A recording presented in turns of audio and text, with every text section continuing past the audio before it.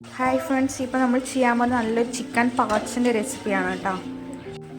അപ്പോൾ ഇതേ അതിനായിട്ട് ഒരു പാൻ അടുപ്പത്ത് വെച്ച് അതിലോട്ട് കുറച്ച് വെളിച്ചെണ്ണ കൂടി ഒഴിച്ച് ചൂടാക്കി എടുക്കുന്നുണ്ട്. അതിലോട്ട് കുറച്ച് പെരിഞ്ജീരകം ഇട്ട് പൊട്ടിച്ചെടുക്കുന്നുണ്ട്. അതൊന്ന് മൂത്ത് വന്നതിന് ശേഷം അതിലോട്ട് കുറച്ച് ചെറിയുള്ളി കൂടി മുറിച്ച് ചേർക്കുന്നുണ്ട് കേട്ടോ. നല്ലോണം ഒന്ന് വാട്ടിയെടുക്കുന്നുണ്ട്. അതിലോട്ട് കുറച്ച് പൊടിയുപ്പും കൂടി ഇട്ട് കൊടുക്കുന്നുണ്ട്. ചെറിയുള്ളി ഒരു ബ്രൗൺ കളറായതിനു ശേഷം ഒരു സവോളയുടെ പകുതി കഷ്ണം കൂടി ചേർത്ത് കൊടുക്കുന്നുണ്ട്. ഇനി ഇത് രണ്ടും കൂടെ നല്ലോണം ഒന്ന് ബ്രൗൺ കളറായി വരുന്നവരെ ഒന്ന് മൂപ്പിച്ചെടുക്കാം. ഇവിടെ ഉള്ളിയൊക്കെ നല്ലോണം ഒന്ന് വാടി വന്നിട്ടുണ്ട് കേട്ടോ. നമുക്ക് ഇതിലോട്ട് കുറച്ച് ഇഞ്ചി വെളുത്തുള്ളി പേസ്റ്റും കൂടി ചേർത്ത് കൊടുക്കാം.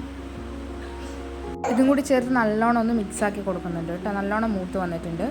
ഇതിലോട്ട് കുറച്ച് മല്ലിപ്പൊടി കൂടി ചേർത്ത് നല്ലോണം ഒന്ന് മൂപ്പിച്ച് കൊടുക്കട്ടെ. ഞാനിപ്പം സവോളയൊക്കെ ഒരു സൈഡിലോട്ടാക്കിയിട്ട് സെൻറ്ററിൽ കുറച്ച് സ്പേസ് ആക്കിയിട്ട് അവിടെ ഇട്ടിട്ട് ചൂടാക്കി എടുക്കുന്നത്.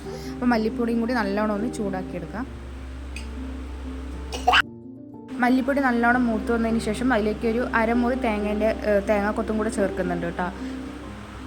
മല്ലിപ്പൊടി ചേർക്കുന്ന മുന്നേ തേങ്ങാക്കൊത്ത് ചേർക്കാൻ ശ്രമിക്കുക കേട്ടോ. ഞാനത് വിട്ടുപോയതാണ്, അല്ലെങ്കിൽ മൂത്ത് കിട്ടാൻ കുറച്ച് സമയം എടുക്കും, അതുകൊണ്ടാണ് കേട്ടോ. അപ്പം ട്രൈ ചെയ്യുന്നവർ തേങ്ങാക്കൊത്ത് പൊടിയിടുന്ന മുന്നേ ഇടുക.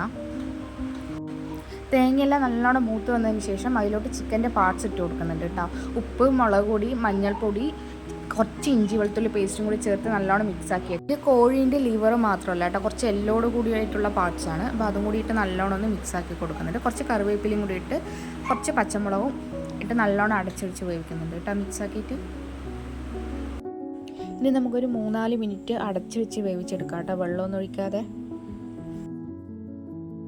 ഒരു 4 മിനിറ്റ് കഴിഞ്ഞിട്ടുണ്ട്. ഇനി നമുക്ക് ചിക്കൻ തുറന്ന് നോക്കാം കേട്ടോ. ഇറച്ചിയിൽ നിന്നൊക്കെ നല്ലോണം വെള്ളം ഇറങ്ങി വന്നിട്ടുണ്ട്. ഈ ഒരു പരുവത്തിൽ കിട്ടിയിട്ടുണ്ട് കേട്ടോ. കുറച്ച് ഉപ്പ് കുറവുണ്ടായിരുന്നു കേട്ടോ. ഞാൻ ഉപ്പും കൂടെ ചേർത്തൊന്ന് മിക്സാക്കി കൊടുക്കുന്നുണ്ട്. അതോടൊപ്പം തന്നെ അതിലോട്ട് കുറച്ച് ഗരം മസാല, കുരുമുളക് പൊടിയും കൂടി ചേർത്തൊന്ന് മിക്സാക്കി കൊടുക്കുന്നുണ്ട്. നമ്മൾ അധികം മസാലപ്പൊടികളൊന്നും ചേർക്കുന്നില്ല കേട്ടോ, കൂടുതൽ കുരുമുളക് പൊടിയാണ് ചേർക്കുന്നത്.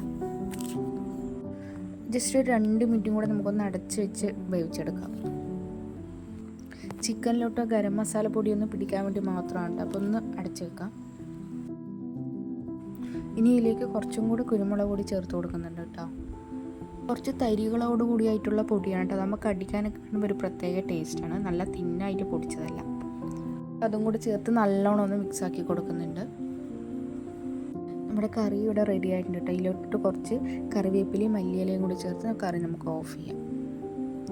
നല്ല ടേസ്റ്റിയാണ് കേട്ടോ. അപ്പോൾ എല്ലാവരും ഒന്ന് ട്രൈ ചെയ്ത് നോക്കുക. തേങ്ങാക്കൊത്തും കുരുമുളകൊക്കെ ഇട്ടിട്ട് ഒരു പ്രത്യേക ടേസ്റ്റാണ് കേട്ടോ.